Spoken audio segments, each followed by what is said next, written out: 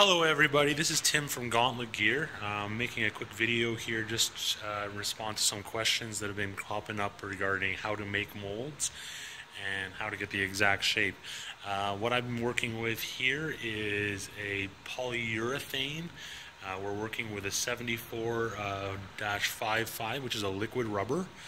And first over here I'm going to show you what we're using as our materials. That's the actual products, and the cans on top are from the same box.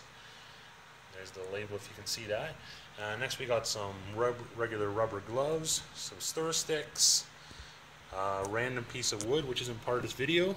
We've got a big rag for future usage. We've got a mixing container. They're $1 each at Dollarama. It's nice to have a nice clear one whenever you're working to start. And for mixing purposes, because we want to make sure we get it all 100% mixed correctly, we're going to be using a mechanized mixing device. And what we're going to be doing today is working on these two glue guns here. We're going to be using the glue guns in the future for testing our holsters, but in the meantime we also need some things for making the molds themselves. Alright, and the last and final ingredient which I'd like to show you, and I'll just reach for this over here, is this poly-ease. Whenever you're using any type of polyurethanes, you want to use that kind of poly-ease. It's my understanding it's a silicone spray, and it will prevent things from sticking to your molding devices. Okay, and I'm going to show you a quick finished product just because we've got one sitting here already ready to go. And this is for a radio.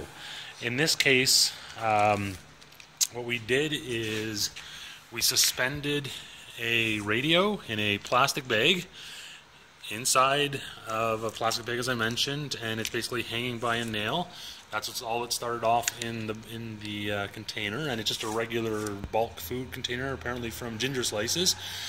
And once we had that just sitting in there resting nicely, what we did is just poured the polyurethane liquid into the container around it, and watch now as I'm just going to pop it out of the mold.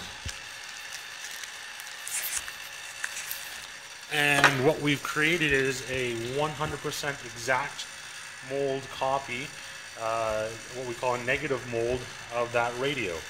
And we're going to be using that to fill in later on with Alumilite, which is a plastic for molding. And we're going to have our proper mold.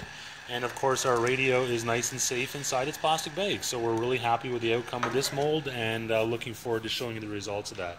I'm going to go ahead and mix some stuff here, so I'm going to have to put the camera down, but hopefully this makes a little bit of sense. I'll try to do a quick couple shots at the end to show you what it looks like. Okay, so this is the second part of the video. I've now got things into place, and I want to show you how we've got them mounted here. I've got the SIG 226 and the 1911 sitting in this big tray. This wooden block is just a filler because polyurethane ain't the cheapest thing, and, well, they're just filling the space so we don't have to use too much of it. Underneath these, we've got just a few 5/16 bolts which are going to just hold the pieces up off the ground. You can see one slipped out there. I'm going to fix that up after the video. And basically what that's going to do is lift up the guns off of the tray, which will allow the rubber to go underneath and create the proper four-sided mold. Now just next to it, looking a little bit different here, I've got two megs sitting inside of a cup, and for the same reason I just found a smallish vessel for them, and I'm going to reach in here and grab one out. You'll see I glued on a couple again of those 5/16 bolts. That's just the balance to keep them so they're going to sit in there nicely. You see there's good space around all the sides of it, and because there's those bolts on there, we've been able to raise everything up. And the last important detail here is, again, the poly-ease, not to be understated.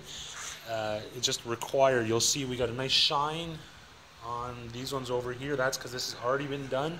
You want to avoid pooling by putting too much poly-ease on there, but at the same time, you know, a midpoint where everything is coated is really required, especially on the detail parts. I'm just going to go over it again really lightly here. Okay, that's a quick touch up, and I'm going to do the same thing with these mags. Alright, the next thing you should see is I'm going to have mixed it and poured it, and all being well, these things are going to be cast, and hopefully tomorrow we'll be able to make a video of them coming out, or perhaps a deposit of mold in a couple of days after that. Okay, here we go. Hi everyone, now just showing the final outcome here. We've got these two, in this case, blue guns sitting in the polyurethane, and over here a couple of blue mags as well. So there we go, and I would look forward to showing you guys the outcomes.